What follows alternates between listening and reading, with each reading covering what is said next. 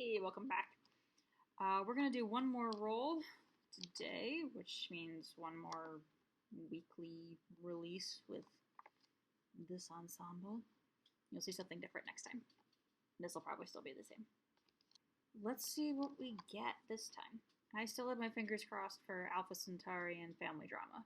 What do the dice have for us today?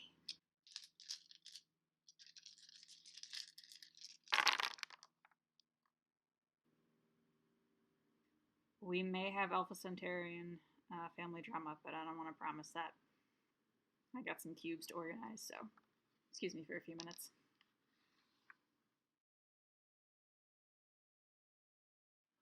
Okay, we got an interesting story out of this roll. Sadly, no Alpha Centaurian family drama. I tried. I was really considering it, but I couldn't get it to work in my head, so I went with something else. And I actually kind of like it. It's a cute little story, so I hope you like it too. Once upon a time, there was a man who never slept. And that's because this man was in charge of the Fountain of Dreams.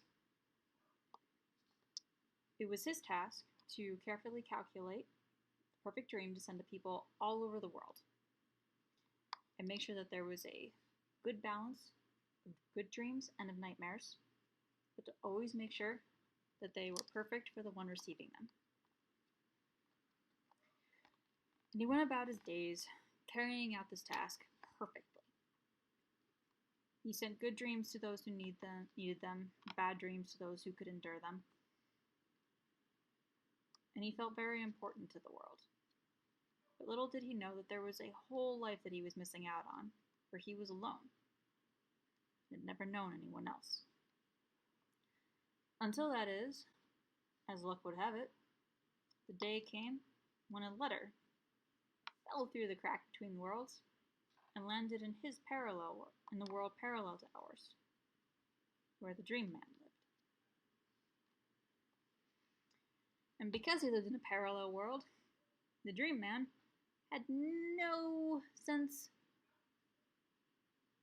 or respect for postal laws. So he opened the letter, even though it wasn't for him, clearly not his mail, and he read the letter. And he felt a sense of longing after reading this letter, for he found that he wanted to know the author better. He wanted to know what had made them write such a strong, heartfelt letter. He wanted to know about the person that was supposed to be receiving it. He wanted to know what their relationship was. He wanted to know what was going on in their lives. He wanted to know everything about them. And these thoughts just consumed the Dream Man,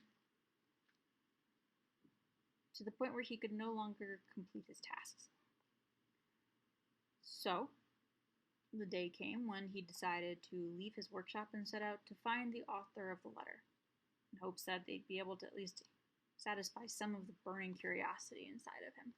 And then maybe he could return to his dream workshop and feel satisfied and more fulfilled having lived that small aspect of a normal life.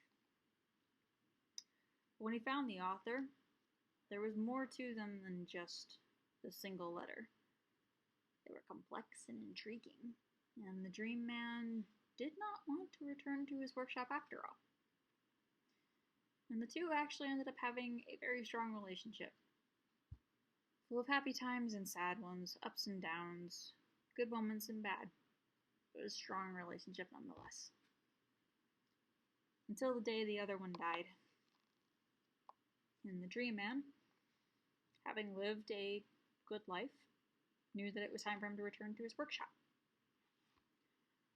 So, he slipped back between the crack in the parallel worlds, only to find that he had locked himself out. And he could not get back into his workshop, and he could not control the dreams anymore. And that's why we sometimes get really random dreams that don't make any sense at all, because there's no one there at the steering wheel telling them where the heck in the world they're supposed to go. The end. I think I just like weird kind of fable things with very unexpected conclusions to them. It's a weird one. I like it though. Like this might get cleaned up and turned into a proper story. We will see. But that's it for now. Hope you enjoyed this round of Story Cubes, and I will see you next time.